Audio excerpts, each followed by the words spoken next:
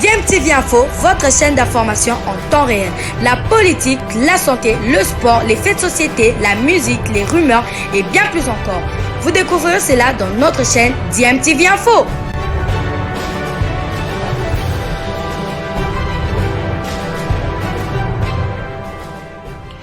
Vous êtes sur DMTV, bonjour ou bonsoir, tout dépend de l'heure à laquelle vous nous suivez. Tout plaisir est pour nous de vous retrouver, mais surtout de savoir que vous êtes nombreux en train de suivre votre chaîne YouTube DMTV. DMTV qui vous propose l'actualité, vous propose également des analyses et des réflexions sur des sujets d'actualité, sur des faits sociaux, tout simplement sur des réalités que nous observons ici chez nous en République démocratique du Congo.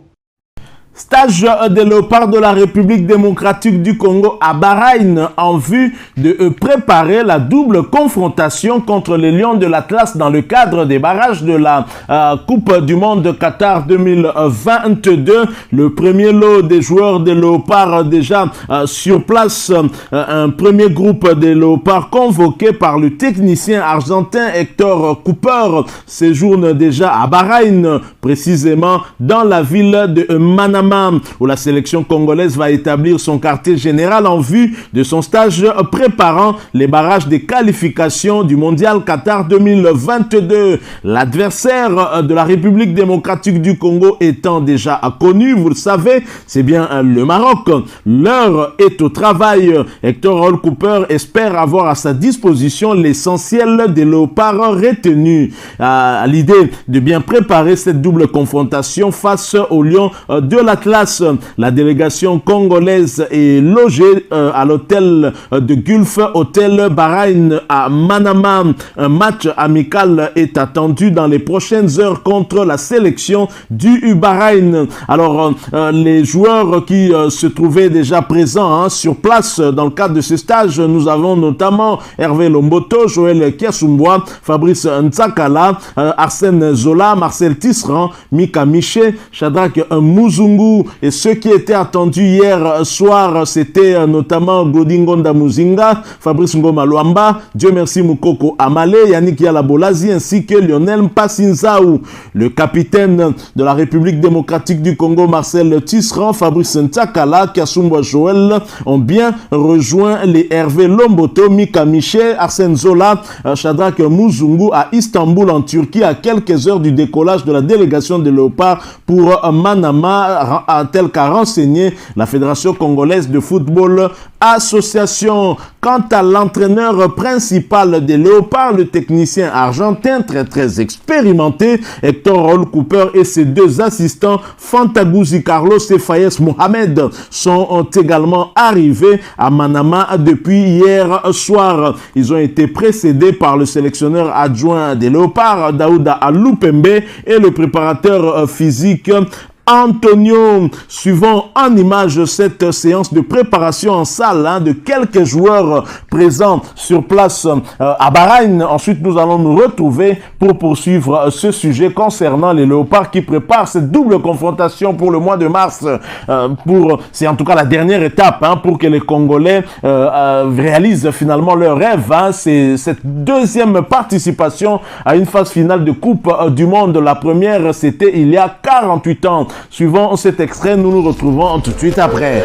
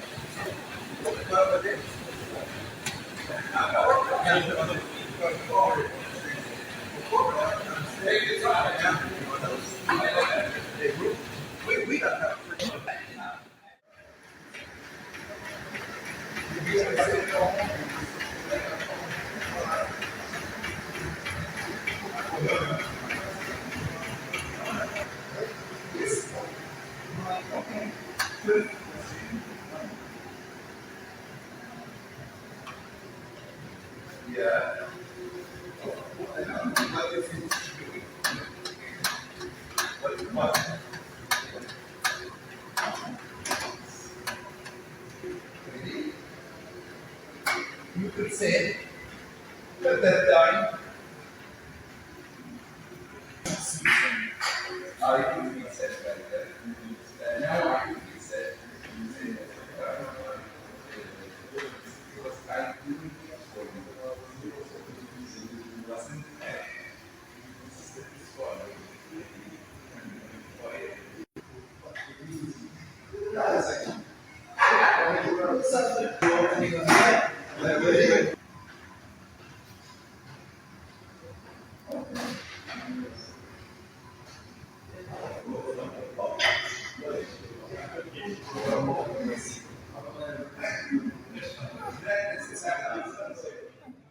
Voilà, nous sommes de retour. Hein. Vous venez de suivre en image ces quelques joueurs de Léopard présents à Bahreïn hein, pour préparer bien évidemment cette double confrontation contre le Maroc dans le cadre des barrages du Mondial Qatar 2022. Nous allons travailler en fonction de cet adversaire, a dit Daouda Aloupembe. Le Maroc est le prochain adversaire de la RDC au barrage des éliminatoires de la Coupe du Monde Qatar 2022. La République démocratique du Congo espère se qualifier pour la seconde fois de son histoire à une phase finale du mondial. Ce, au bout de la double confrontation prévue au mois de mars prochain. Dépêché par la Fédération congolaise de football association pour prendre part au tirage au sort au Cameroun, Daouda Aloupembe, l'un des adjoints du technicien argentin très expérimenté, Hector Raoul Cooper, reste optimiste car aucun tirage n'a jamais été favorable à une équipe en amont.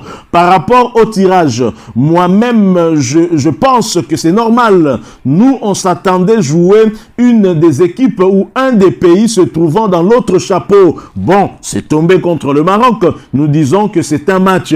Il n'y a pas un tirage favorable à qui que ce soit. C'est ce qu'on en fait qui détermine l'opportunité, la faiblesse ou la réalité ou encore la bonté du tirage, a-t-il fait savoir. Les Léopards vont recevoir l'équipe marocaine à domicile. Ce sera au mois de mars prochain avant de s'envoler une semaine plus tard pour la manche retour au Maroc.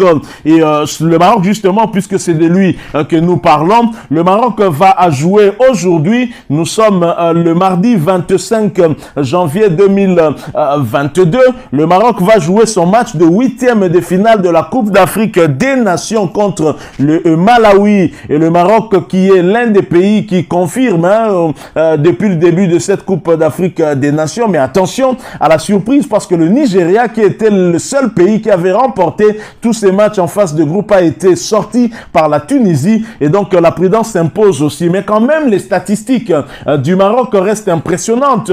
Sur les 10 derniers matchs du Maroc, tenez, le Maroc n'a perdu qu'un seul match et c'était contre l'Algérie à la Coupe arabe il y a quelques semaines et le Maroc a eu à faire un match nul. Le dernier match qu'il a eu à jouer avant celui d'aujourd'hui contre le Malawi, c'était face au Gabonais, rappelez-vous, un score final 2 buts partout. Et donc, ce qui signifie par ricochet que le Maroc a 8 victoires, un match nul et une défaite sur ses 10 derniers matchs. Des statistiques, en tout cas, à prendre très au sérieux. C'est vrai que j'entends certains Congolais, en tout cas, minimiser parfois le Maroc en disant que c'est un adversaire qui nous réussit. Attention, le Maroc n'est pas un adversaire qui nous réussit, mais c'est un adversaire avec lequel nos résultats sont toujours mitigés, équilibrés. On ne sait pas savoir à l'avance qui va gagner le match et souvent, nos rencontres se sont toujours soldées par un score de parité. C'est vrai que lors de nos 2 dernières confrontations, la République démocratique du Congo a pris un tout petit peu le dessus sur le Maroc. Rappelez-vous, en 2017, en phase finale de la Coupe d'Afrique des Nations, c'était dans la phase des groupes.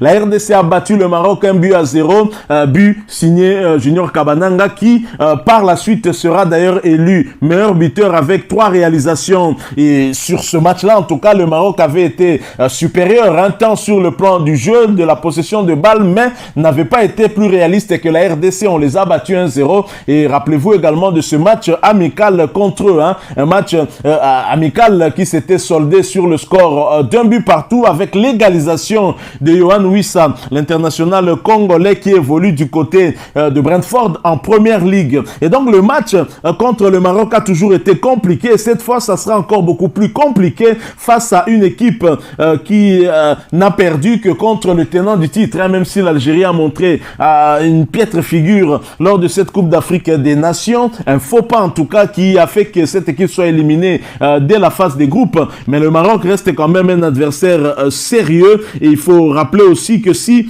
finalement le Maroc avait été éliminé contre l'Algérie, donc il a perdu ce match, ce n'était pas en temps réglementaire, puisque le match s'était soldé sur le score de 2 buts partout. C'est dire que si nous devons compter en temps réglementaire, le Maroc n'a plus perdu depuis bien longtemps. Donc à nous de nous montrer sérieux et de préparer sérieusement contre un adversaire qui est très très rigoureux, qui est très très fort aussi, afin que nous puissions miser sur nos forces, également colmater les brèches du côté faiblesse pour faire face à cette équipe. Je rappelle que le Maroc étant logé dans le premier chapeau a comme privilège et avantage de recevoir lors du match retour, et donc ça sera compliqué pour nous. Nous devrions travailler aussi sur le plan mental pour être présent et répondre présent, et j'espère qu'Hector Raoul Cooper va imprégner cette dynamique à nos fauves. Mais c'est déjà bien, on aura une petite idée sur cette préparation, ce match contre Bahreïn, même si sur le dernier classement FIFA,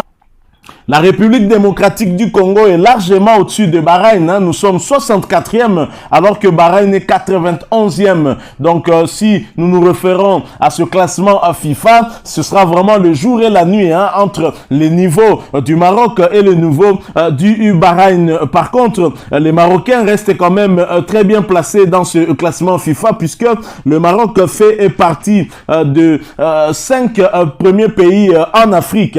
Et donc le Maroc au classement FIFA se positionne à la 28e place. Et donc la RDC devra se montrer sérieux et bien préparer ce match, cette double confrontation contre le Maroc, et surtout en commençant par le premier match à domicile. Nous avons en tout cas des difficultés lors des éliminatoires, aussi bien de la Coupe d'Afrique que de la Coupe du Monde, à bien prester ici à la maison. C'est vrai qu'à l'extérieur ça nous va un tout petit peu mieux. Espérons que les résultats seront en tout cas meilleurs face à cette belle équipe du Maroc. Donc voilà ce que nous avons voulu partager avec vous. Si vous l'avez aimé, laissez-nous un maximum de j'aime. Merci de partager avec nous aussi votre point de vue en nous les laissant à travers un commentaire. N'oubliez pas de vous abonner sur cette chaîne si vous êtes nouveau ou ancien, que vous ne vous êtes pas encore abonné.